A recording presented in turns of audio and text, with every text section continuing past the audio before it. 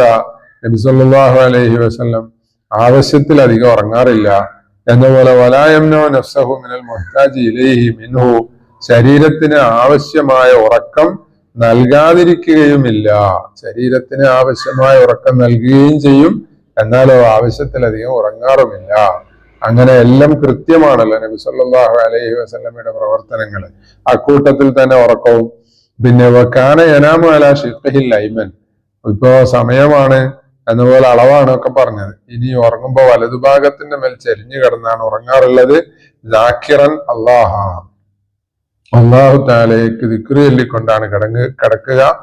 പിന്നെ ഹത്താ തഗ്ലിബഹു ഐനാഹു, അങ്ങനെ കിടന്ന് ദിക്ർ ചൊല്ലി. എത്രത്തോളം ദിക്ർ ചൊല്ലും?